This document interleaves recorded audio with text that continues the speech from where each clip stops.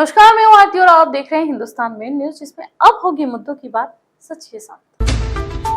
नारी सम्मान योजना में कांग्रेस की घोषणा के अनुसार सभी को इस योजना का लाभ मिलेगा, चाहे वह अंबानी हो या अडानी हो या कोई गरीब परिवार की महिला हो। यह बात इंदौर के बाणगंगा में विधायक संजय शुक्ला ने फॉर्म वितरण कार्यक्रम के दौरान आज कही। मध्य प्रदेश में होने वाले विधानसभा चुनाव को लेकर कांग्रेस ने कमर कस ली है।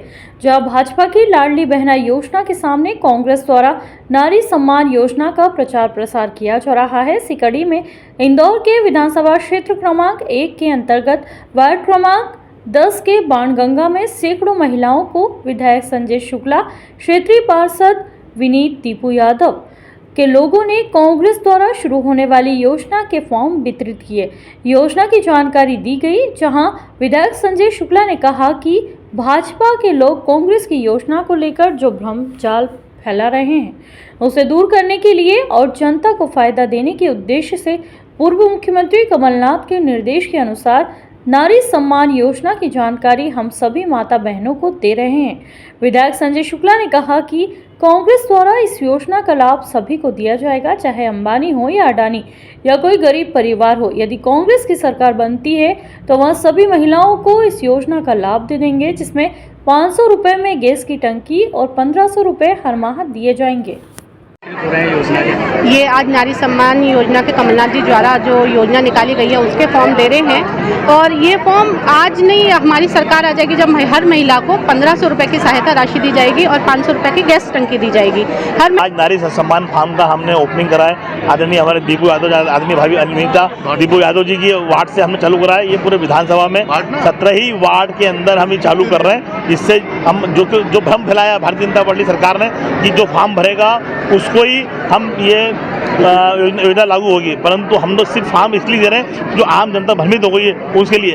हमारी तो घोषणा है कि जो भी महिलाएं हैं सबको 1500 रुपये महीना दिया जाएगा और 500 रुपये टंकी, भले अंबानी हो या अडानी हो या गरीब परिवार हो, सबके लिए योजना हमने लागू करी है। प्रधानमंत्री नरेंद्र मोदी के नेतृत्व में G20 के कई शिखर सम्मेलन देश में हो रहे हैं। उसी श्रृंखला में अर्बन 20 में दुनिया भर के मेयर देश में आएंगे, जिसमें U20 की मुख्य बैठक अहमदाबाद में होगी। इसी क्रम में इंदौर शहर में 18 मई को U20 की बैठक एवं सेमिनार आयोजित किया गया, जिसमें local strength, digitalisation, urban planning पर देश भर के प्रमुख महापौर, अधिकारी, सीईओ के साथ U20 की बैठक में इंदौर के ब्रिलियंट कन्वेंशन सेंटर में आयोजित की गई। देश के सबसे स्वच्छ शहर इंदौर में पहली बार आयोजित U20 बैठक में होने वाले इस सम्मेलन में mayor Burhanpur Shrimati Madhuri Patel, smart city mission Kunal Kumar IAS, MBC निदेशक G20 Girish Kumar, Jay Parmar, Praveen Chaudhary, Hitesh Ved, Panaji, Goa smart city, Jabalpur, Dewas, Itanagar, Udaipur, Chhindwara, Ahmednagar एवं अन्य 30 महापौर और उच्च अधिकारी सहित 200 से अधिक अतिथिगण समारोह में उपस्थित रहे। इस सेमिनार में कई बातों पर फोकस किया गया, जिसमें यह बताया गया कि अब शहरी क्षेत्रों में आबादी बढ़ रही है और इसको देखते हुए अर्बन गवर्नेंस सिस्टम को सुधारना होगा। वहीं यह अनुमान लगाया जा रहा है कि 2045 में 200 करोड़ लोग भारत में निवास करेंगे। अभी 50 करोड़ लोग शहरों में निवास करते हैं। इसी को देखते हुए आने वाले 25 सालों में अर्बन डेवलपमेंट के लिए इकोनॉमिक ग्रोथ होना जरूरी है और इस अर्बन डेवलपमेंट के लिए 550 लाख करोड़ शहरों के विकास में लगेंगे। इस सम्मेलन में इंदौर के सांसद शंकर लालवानी, महापौर पुष्यमित्र भार्गव, इंदौर विकास प्राधिकरण के अध्यक्ष जयपाल सिंह चावड़ा, नीरज मंडलोई, अहमदाबाद के महापौर किरीट भाई पवार सहित कई लोग उपस्थित रहे। विकास मंत्रालय से जुड़े हुए सभी अधिकारी, मध्य सरकार, केंद्र सरकार के और झारखंड के महापौर, देश भर की प्रमुख और कमिश्नर थे। इसमें जो चर्चा हुई है, मुझे लगता है सबसे पहले मैं माननीय प्रधानमंत्री जी का धन्यवाद देना चाहता हूँ कि उन्होंने G20 की जो कॉन्फ्रेंस है वो अनेक शहरों में की है और इंदौर को भी मौका मिला है और इंदौर ने जिस प्रकार से तैयारी की है आज उसका है। आज इंदौर में शहरी विकास मंत्रालय के जुड़े मुद्दे हैं। उन्होंने आप सभी को बताया कि इस बार इंडिया भारत G20 का अध्यक्षता कर रही है। उसको अंदर अर्बन गवर्नेंस के लिए एक G20 के पहले मतलब बहुत सारे सिटीज़ में U20 हो रही है। काफ़ी सारा स्टेट्स की मेयर्स हैं और उनकी municipal commissioners, sewer smart cities में इस कार्यक्रम को अटेंड कर रहा है। गुजरात से भी लोग आए हैं। U20 में री इन्वेंटिंग अर्बन गवर्नेंस के ऊपर डिस्कशंस होने वाला है।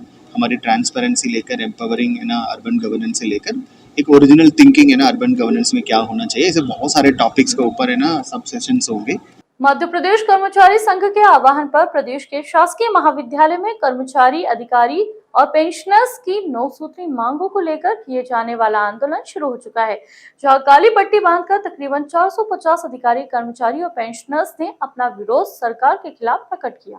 इंदौर के देवी अहिल्या विश्वविद्यालय में कर्मचारी और अधिकारी हाथ पर काली पट्टी बांधकर काम करते हुए आज देखे गए। हालांकि कुछ देर के लिए सभी आंदोलनकारी अपने कार्यस्थल से निकलकर विश्वविद्यालय के मैदान में पहुंचे और अपनी मांगों को लेकर नारेबाजी भी की। आंदोलन में काली पट्टी बांधकर सभी ने प्रदर्शन किया और आने वाले दिनों में आंदोलन की रूपरेखा किस तरह से रहेगी, मीडिया को इस बात से अवगत कराया। बताना चाहेंगे कि मध्य प्रदेश के शासकीय महाविद्यालयों के शासकीय कर्मचारी संघ वेतन वृद्धि, नियमितीकरण सहित अपने विभिन्न मांगों को लेकर लगातार प्रदर्शन कर रहे हैं। वहीं पेंशनर एसोसिएशन के लोग भी 7वें वेतनमान के हिसाब से पेंशन का नियम लागू करने को लेकर सरकार के सामने अपनी 9 सूत्री मांग रख रहे हैं। स्कीम जो है 1987 से चालू हुई थी, तब से मतलब जो है लगातार हमको मतलब जो है कोर्ट के माध्यम से, यही 5वां वेतनमान भी से पेंशन भी कोर्ट के माध्यम से मिली, 6ठे वेतनमान की पेंशन भी हमें कोर्ट के उससे मिली, और 7वें वेतनमान के लिए भी मतलब कोर्ट में मतलब हम उज्जैन यूनिवर्सिटी से लगाई हुई है, हम भी मतलब लगाने वाले हैं। और अभी भविष्य में मतलब 6ठे वेतनमान से मतलब जो पेंशन शासकीय पेंशनरों को दी जा रही है, उसमें उनको 212% वो दिया जा रहा है महंगाई राहत, और हमें मतलब मात्र केवल 139% दिया जा रहा है। इसलिए मतलब जो है ये आंदोलन मतलब संयुक्त रूप से हमारा जारी है, और जब तक मतलब हमारी मांगें पूरी नहीं होती तब तक ये सतत जारी रहेगा। इंदौर के लसूड़िया थाना क्षेत्र में रहने वाली व्यापारी के साथ करेंसी के नाम पर लाखों रुपए की धोखाधड़ी की घटना सामने आई है। फरियादी के अनुसार पुलिस द्वारा 20 लाख से अधिक की राशि लेकर प्रकरण दर्ज कर जांच शुरू की है। इंदौर के लसूड़िया थाना क्षेत्र में रहने वाले व्यापारी के साथ क्रिप्टो करेंसी नामक एप्लीकेशन ऑनलाइन डाउनलोड करने के बाद OTP को शेयर करते ही लाखों रुपए की धोखाधड़ी की घटना सामने आई है, जिस पर से पुलिस ने फरियादी के अनुसार प्रकरण दर्ज कर जांच पड़ताल शुरू की गई है। तो वहीं पूरा मामले को लेकर डीसीपी का कहना है कि ऑनलाइन एप्लीकेशन को लेकर कई बार जन जागृति अभियान चलाया जाता है, लेकिन बावजूद इसके वारदातें सामने आ रही है। ऐसे ही वारदात में क्रिप्टो करेंसी को लेकर कुछ लोगों द्वारा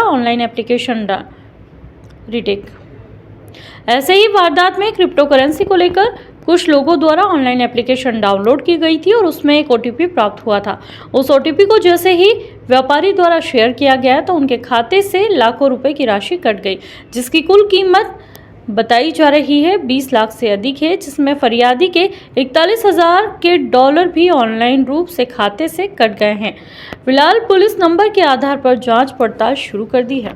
थाना लसूड़िया पे एक अपराध पंजीबद्ध हुआ है। कल एक फरियादी से जो एक ऐप डाउनलोड किया गया था और उसमें क्रिप्टो में इन्वेस्ट करने के लिए उस ऐप के माध्यम से उसको एक OTP प्राप्त हुआ। जब OTP ने उसने संबंधित जो ऐप में डाला तो उससे एक जो है वो फ्रॉड हुआ, जिस पे ये अपराध पंजीबद्ध हुआ।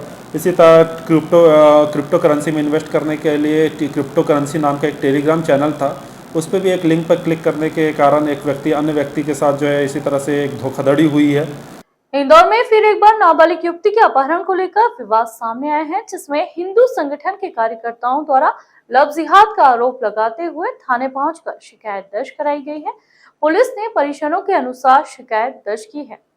इंदौर के लसूड़िया थाना क्षेत्र में रहने वाले एक परिवार की 16 वर्षीय युवती बीती रात को परिवार के साथ सो रही थी और फिर वहां अचानक से न जाने कहां चली गई। इसको लेकर परिजनों ने लसूड़िया थाने पर गुमशुदगी सहित विभिन्न धाराओं में केस दर्ज कराए हैं। वहीं पूरे मामले में जानकारी लगते ही तमाम हिंदू संगठन के लोग भी थाने पहुंचे और मीडिया से चर्चा के दौरान कहा कि कुछ विशेष धर्म के युवक नाबालिग युवती को अपने साथ बहला फुसलाकर ले गए हैं और इस बात की जानकारी लगते ही हम भी थाने आए और पूरे मामले में पुलिस को कड़ी कार्रवाई की मांग की है। फिलहाल पुलिस को परिजनों द्वारा एक मोबाइल नंबर भी दिया गया है, जिसके आधार पर पुलिस पूरे मामले की जांच में जुटी है। मतलब इंदौर शहर में लगातार लव जिहाद की प्रकरण लगातार आया जा रहा है। भोली भाली मतलब लड़कियों को मुस्लिम युवक मोबाइल नंबर के आधार पर सूचना मिली थी अपनी कि क्या नाम था लड़की है लड़के का नाम क्या एक तो सादिक है, सादिक अंसारी नाम है। वो बंदा 16 साल की नाबालिग की लड़की है जिसको लेके भगा कल रात में। उसके पिताजी से सूचना मिली थी हमें कि नंबर के आधार पर उसका नाम निकाला गया है, अपन में सारी चीज़ें करी गई है। घर वालों को इसकी सूचना थी पहले? घर वालों को इसकी सूचना थी, घर वालों ने पुलिस में कंप्लेंट भी करी थी। फिलहाल के लिए इतना ही। ऐसी अन्य खबरों के लिए देखते रहिए हिंदुस्तान मेल न्यूज और चैनल को सब्सक्राइब करना ना भूलें।